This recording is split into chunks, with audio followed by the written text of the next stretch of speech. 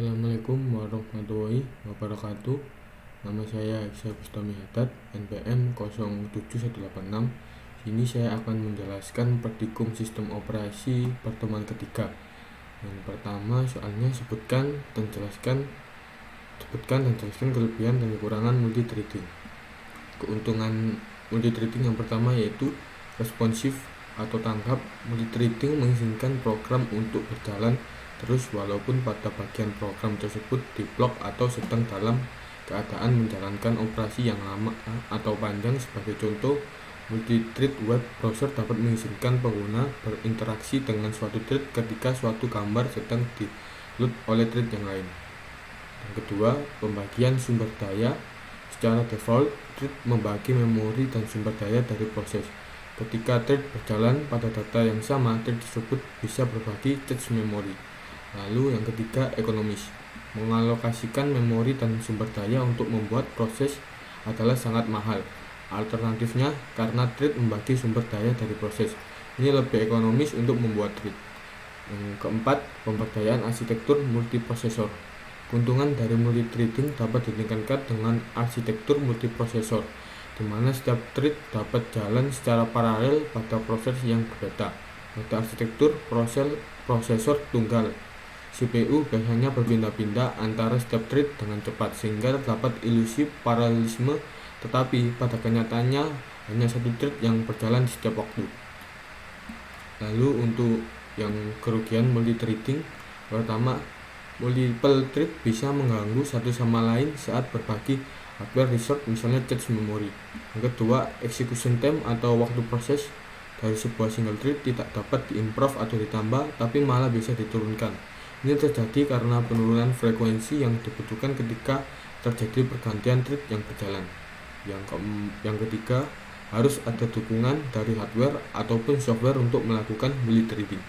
Yang kedua, jelaskan bagaimana cara kerja dari Windows Service. Windows menyediakan sebuah antarmuka pemrograman aplikasi untuk Windows Service yang disebut dengan Service Control Manager atau SCM, yang mengatur bagaimana Windows Service dimulai dan dimatikan.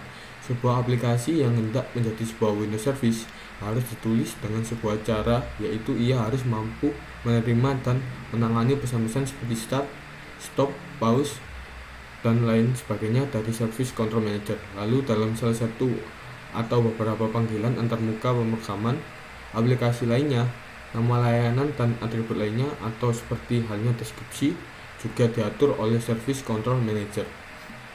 Soal yang ketiga, berikan contoh aplikasi yang menggunakan Windows Service secara default. Yang pertama contohnya DNS Client, kemudian DHCP Client, lalu yang ketiga Logical Disk Manager, yang keempat Task Scheduler. Untuk soal yang keempat, buatlah program single threading dengan menggunakan bahasa pemrograman Java dan jelaskan alur program tersebut. Yang pertama di sini buat kelasnya dulu, yaitu thread, kemudian di bawahnya ada deklarasi jumlah. Ini jumlah untuk thread terserah mau 10 atau berapapun. Di sini coba pakai 10. Kemudian di bawahnya ini menjelaskan objek baru untuk mendeklarasikan threadnya. Lalu di bawahnya ada fungsi handling try catch.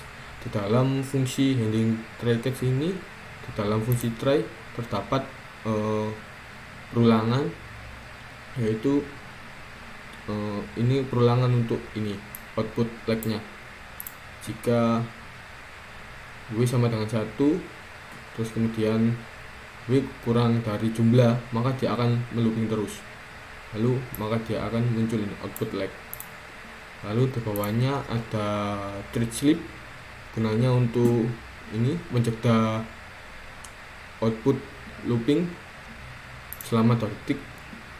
Ini sebenarnya bisa diubah angkanya, kalau 1000 menjadi 1 detik, kalau 3 menjadi 3 detik, seperti itu. Lalu di dalam fungsi catch terdapat interrupted exception. Ini karena kita menggunakan ini ya, thread sleep, maka diwajibkan menggunakan interrupted exception karena triknya berhenti sementara. Lalu di bawahnya ada ini output sistem, ada output lag postingan Anda saat ini hanya nanti muncul jumlahnya, triknya berapa. Lalu ini di bawahnya ada thread start, ini gunanya untuk menjalankan sebuah thread. Lalu bawahnya ini judul. Seperti itu. Jadi kita coba run saja seperti apa programnya.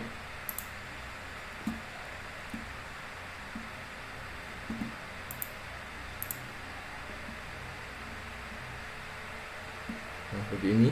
Yang pertama ada judulnya, kemudian lag 1, lag yang kedua 3, 4, 5, 6, 7, 8, 9, dan 10 yang terakhir. Kemudian akan muncul totalnya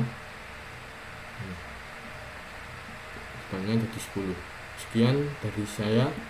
Apabila ada kesalahan mohon dimaafkan. Wassalamualaikum warahmatullahi wabarakatuh.